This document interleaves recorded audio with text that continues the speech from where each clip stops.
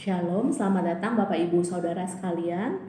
Pada kesempatan kali ini saya akan membantu Bapak Ibu Saudara sekalian untuk belajar kebenaran firman Tuhan sesuai dengan tema bulan Maret ini bersama memajukan gereja di atas dasar Kristus yang diambil dari 1 Korintus 3 ayat 11. Dan bulan Maret ini adalah bulan yang spesial bagi Gereja Baptis Indonesia Depok karena pada bulan ini Gereja Baptis Indonesia Depok berulang tahun dan tepat tahun ini yang ke-29. Sebelum itu mari kita bersatu dalam doa. Tuhan Yesus yang baik, terima kasih ya Tuhan, pada kesempatan kali ini kami semua berkumpul Tuhan untuk belajar kebenaran-Mu. Kiranya Tuhan, kebenaran-Mu ini Tuhan bisa dapat kami pakai dalam kehidupan kami sehari-hari Tuhan. Tegur kami Tuhan, bantu kami Tuhan menjadi pelaksana firman-Mu Tuhan. Di dalam nama Tuhan Yesus kami berdoa dan syukur. Amin. Pada kesempatan kali ini saya akan mengambil renungan berdasarkan firman Tuhan di Efesus 4 ayat 1 sampai 16. Tetapi saya akan membantu Bapak Ibu semua membacakan dari ayat 13 sampai 16. Efesus 4 ayat 13 sampai 16, sampai kita semua telah mencapai kesatuan iman dan pengetahuan yang benar tentang anak Allah, kedewasaan penuh dan tingkat pertumbuhan yang sesuai dengan kepenuhan Kristus, sehingga kita bukan lagi anak-anak yang diombang-ambingkan oleh rupa-rupa angin pengajaran, oleh permainan palsu manusia dalam kelicikan mereka yang menyesatkan. Tetapi dengan teguh berpegang kepada kebenaran di dalam kasih, kita bertumbuh di dalam segala hal ke arah Dia, Kristus yang adalah kepala. Daripadanya lah seluruh tubuh, yang rapi tersusun dan diikat menjadi satu oleh pelayanan semua bagiannya, sesuai dengan kadar pekerjaan tiap-tiap anggota, menerima pertumbuhannya dan membangun dirinya dalam kasih. Renungan kali ini saya beri judul bertumbuh dalam persekutuan. Pada suatu kali saya sedang melihat Instagram, lalu saya ketemu sebuah video yang dimiliki oleh seorang hamba Tuhan. Hamba Tuhan ini membacakan pertanyaan yang ditujukan olehnya, dan isi pertanyaannya tersebut adalah, Pak Pendeta, apakah boleh saya tidak beribadah ke gereja? Kan saat kita hati ini menyembah pada Tuhan, itu namanya beribadah. Jadi saya boleh dong kalau misalnya beribadah tidak di gereja.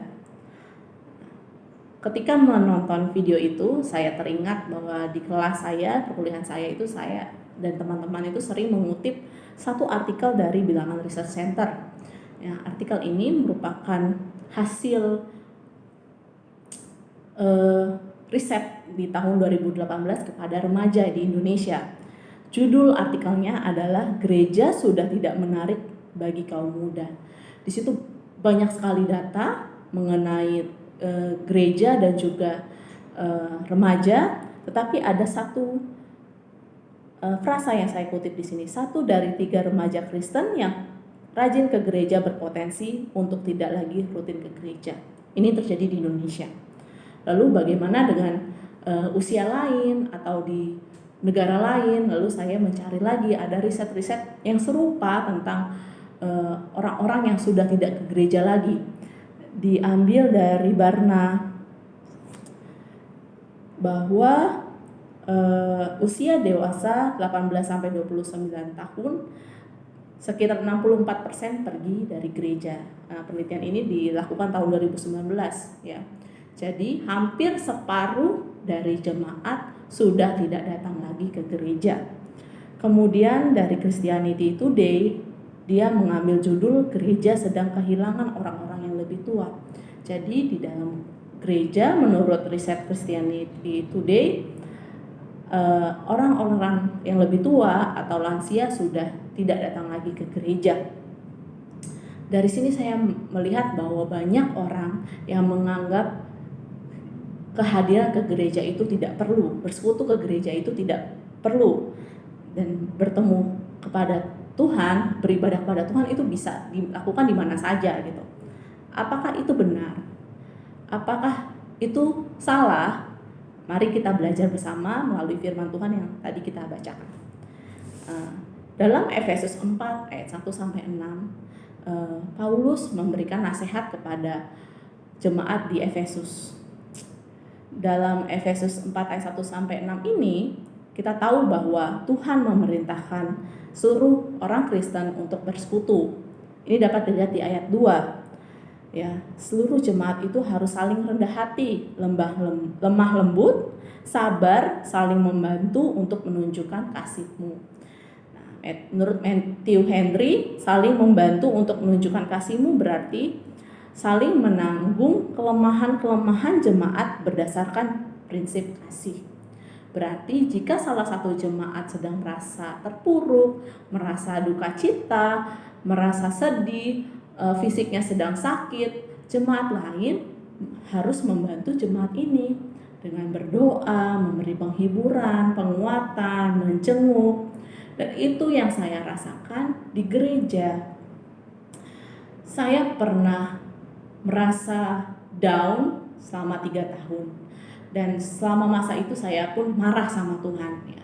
Saya marah sama Tuhan bukan memaki-maki Tuhan, tapi dengan cara saya tidak berdoa sama sekali, saya tidak membaca Alkitab sama sekali. Saya kecewa sama Tuhan pada saat itu. Tapi satu hal yang saya selalu lakukan adalah saya tidak menghindari pertemuan-pertemuan ibadah. Saya tiap hari Minggu beribadah ke gereja. Saya mengikuti sekolah minggu pemudi. Saya juga ikut persekutuan kaum muda. Dan di sekolah minggu kaum pemudi saya juga sering sharing ya, dan walaupun teman-teman di situ pada saat itu tidak memberikan penghiburan atau penguatan secara langsung, tetapi saya mendapatkan penguatan dari pertemuan-pertemuan ibadah, dari pertemuan-pertemuan sekolah minggu, dari pertemuan-pertemuan persekutuan, sehingga saya tahun 2022 mengambil panggilan dari Tuhan untuk diperlengkapi lagi untuk menjadi pendidik. Itu yang saya alami gitu. Dan saya ingin Bapak Ibu Saudara sekalian juga mengalami hal yang sama. Kalau kita semua tidak menghindari persekutuan di gereja. Lalu di ayat 3 sampai 6, karena kita semua dalam satu tubuh, satu roh, satu Tuhan, satu iman, satu baptisan, satu Allah Bapa dari semua. Ya. Jadi kita semua itu adalah satu. Ya. Saya, Bapak Ibu Saudara sekalian itu menjadi satu tubuh, yaitu gereja. Bapak Ibu Saudara sekalian, kita semua ini punya tugas ya dari Tuhan, jadi kitab terbuka. Nah, menjadi kitab terbuka itu nggak gampang loh sebagai manusiawi ya. Kadangkala kita berbuat baik terus, tapi orang nggak peduli. Kita berbuat baik terus, malah dibalas dengan kejahatan. Secara manusiawi itu akan capek gitu ya. Tapi kalau kita melakukannya bersama-sama dengan jemaat lain, kita akan merasa dikuatkan, diberi penghiburan, diberikan semangat. Jadi kita nggak akan ngerasa capek gitu ya. Sama seperti tubuh. Ya, tubuh kita pasti terdiri dari organ-organ. Kalau nggak terdiri dari organ-organ gini, pasti kita nggak bisa bekerja ya. Dan organ-organ ini nempel satu dengan yang lainnya. Coba bayangin kalau misalnya tangan saya ada di Jakarta, kaki saya ada di Depok, mata saya ada di Bandung, mulut saya ada di Surabaya, ya pasti saya tidak bisa beraktivitas gitu ya. Tapi kalau semua tubuh jadi satu, melekat satu dengan yang lain, saya bisa beraktivitas karena tubuh saya menjadi satu. Atau bisa jadi sapu lidi ya. Satu batang lidi tidak bisa membersihkan satu halaman dengan waktu yang cepat. Pasti lama gitu, tusukin daun kering satu-satu gitu ya, ribet gitu ya, lama dan capek pasti mengerjakannya. Tapi ketika satu batang lidi ini dikumpulkan dengan batang lidi lainnya, diikat menjadi satu, menjadi sapu lidi dan digunakan untuk membersihkan halaman, pekerjaannya lebih cepat, lebih mudah gitu ya. Kita sebagai orang Kristen menjadi kitab terbuka. Kalau kita bekerja sama dengan jemaat-jemaat lain dalam persekutuan, pekerjaan itu akan menjadi lebih mudah. Kembali mengingat tadi, kita sama-sama saling menanggung kelemahan-kelemahan masing-masing. Jadi pekerjaan kita tidak bisa kita tanggung sendiri, harus berbagi dengan jemaat lain berdasarkan persekutuan. Lalu yang kedua, kita juga mendapatkan karunia. Ini diambil dari Efesus 4 ayat 7. Saya bantu bacakan Efesus 4 ayat 7. Tetapi kepada kita masing-masing telah diberikan anugerah menurut ukuran pemberian Kristus. Ya. Saya rasa saya ini tidak memiliki anugerah atau karunia untuk bermain musik. Saat SD, SMP, orang tua saya menyuruh saya untuk les organ, les piano, tapi sampai sekarang saya nggak bisa main musik. Lalu saya juga tidak punya karunia untuk bernyanyi. Ya, bernyanyi bisa, tapi suaranya tidak bagus. Jadi kalau di vokal group atau paduan suara mungkin ketutupan ya, tapi kalau suruh nyanyi solo saya tidak bisa. Tapi saya yakin dan percaya saya diberikan Tuhan karunia untuk mengajar. Karena saya senang berbagi pengetahuan saya, berbagi pengalaman saya kepada murid-murid saya. Saya senang kalau misalnya murid-murid saya berprestasi. Saya senang kalau murid saya juga akhirnya menerima Yesus Kristus. Karena saya sadar saya punya karunia itu. Dan karunia itu diberikan Tuhan berdasarkan takarannya Tuhan. Tuhan yang tahu orang ini karunianya ini, orang ini punya karunia ini gitu. Dan selain berdasarkan takaran Tuhan, Tuhan memberikan karunia itu untuk keuntungan bersama bagi seluruh tubuh. Dalam artian karunia itu harus dikerjakan untuk gereja. Ya. Jadi semua orang pasti punya karunia dan itu dilakukan untuk pertumbuhan gereja. Tapi Mbak, saya ini nggak punya talenta, saya itu nggak bisa ngapa-ngapain, saya itu nggak tahu mau ngapain, tapi saya pengen melayani di gereja. Ibu, Bapak, apakah Ibu Bapak bisa tersenyum? Kalau Ibu Bapak bisa tersenyum, Ibu Bapak berarti bisa menjadi penyambut tamu, menjadi melayani, menjadi penyambut tamu. Jadi semua orang itu diberikan karunia sama Tuhan gunanya untuk pertumbuhan gereja. Jadi bukan untuk kepentingan diri sendiri. Rugi dong ya punya karunia tapi nggak pernah datang ke gereja. Lalu yang ketiga, Tuhan pengen kita bertumbuh di persekutuan. Seperti ayat yang tadi kita sudah baca, kita semua itu harus bertumbuh ya. Bapak Ibu sekalian, kalau sudah punya anak pasti punya buku tumbuh kembang ya. Kalau anak kita bertumbuh tidak sesuai skala yang ada di buku itu, pasti kita mengalami panik gitu ya. Aduh, anak saya udah 6 bulan, tapi kok nggak bisa ngangkat kepalanya sendiri, belum bisa duduk, belum bisa beratnya segini, belum bisa tinggi badannya segini. Apa yang salah ya? Apa makanannya kurang? Pasti kita panik. Bapak Ibu Saudara sekalian, kita sudah lahir baru. Bapak Ibu Saudara sekalian juga pasti ingat ya kapan kita lahir baru memutuskan untuk mengikut Yesus. Ketika kita sudah lahir baru, mari kita ukur sampai sekarang. Kita sudah bertumbuh rohaninya sampai mana sih? Apakah masih bayi atau sudah menuju dewasa atau bahkan sudah dewasa? Kalau bayi rohani adalah orang-orang Kristen yang masih bergantung atau sangat meminta-minta kepada gereja. Aduh, gereja nggak peduli saya. Aduh, pendeta lebih peduli sama jemaatnya yang kaya. Aduh, saya sakit gak ada yang jenguk. Sedangkan si A baru masuk rumah sakit dijenguk. Aduh, gimana sih nih gereja? Aduh, gimana nih gawat, celaka aku. Aku melakukan hal A. Kan itu pamali. Itu adalah contoh-contoh orang yang masih bayi rohani. Sedangkan orang yang dewasa rohani berbeda. Puji Tuhan, saya diberikan rezeki sama Tuhan. Hari Minggu aku akan membeli kue, berbagi sama jemaat lainnya. Aduh, capek juga ya, Senin sampai Jumat saya bekerja. Sabtu sama Minggu pengennya sih istirahat di rumah. Tapi kan kalau hari Sabtu itu ada persekutuan pria, main tenis meja bareng. Aku ikut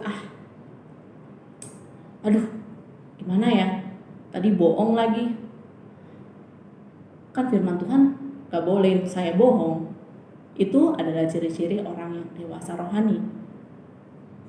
Dan saya yakin dan percaya Bapak Ibu Saudara sekalian yang sudah masuk fase dewasa rohani itu bertumbuh dalam gereja. Orang-orang yang tidak pernah pergi dari persekutuan di gereja. balik lagi ya ke pertanyaan awal mengenai video salah satu pendeta yang mendapatkan pertanyaan, Bapak Pendeta, apakah boleh saya beribadah tidak di gereja? Bapak Ibu Saudara, kalau pertanyaan itu pernah melintas di pikiran Bapak Ibu Saudara, berdasarkan firman Tuhan, saya yakin dan percaya jawabannya tidak boleh. Tuhan sendiri yang memerintahkan kita bersekutu di gereja. Tuhan sendirilah yang memberikan karunia berdasarkan ukurannya untuk membangun tubuh Kristus, yaitu gereja. Tuhan juga pengen kita semua bertumbuh menjadi dewasa rohani dalam persekutuan. Tuhan gak pengen kita sendirian, karena capek menjadi orang Kristen yang individualis. Kalau orang Kristen yang bertumbuh sendiri, tidak bertumbuh dalam gereja karena tidak bersekutu di gereja, kerohaniannya lemah, mudah marah, mudah kecewa dengan Tuhan, lalu juga mudah diombang-ambingkan dengan ajaran palsu. Jadi mari Bapak Ibu Saudara sekalian, kita ikut setiap persekutuan di gereja. Kita harus senang dan setia, berkomitmen untuk hadir dalam persekutuan di gereja. Mari kita bersatu dalam doa. Tuhan Yesus yang baik, terima kasih Tuhan atas kebenaran firman-Mu. Tuhan, terima kasih bahwa gereja sebagai perkumpulan orang-orang percaya yang Engkau panggil Tuhan, membantu kami Tuhan untuk bertumbuh, untuk saling menguatkan Tuhan. Kiranya Tuhan manfaat ini dapat diterima oleh setiap orang Kristen sehingga mereka setia Tuhan untuk ke gereja. Berkati kami Tuhan supaya kami setia beribadah, bersekutu di gereja dan mengasihi Tuhan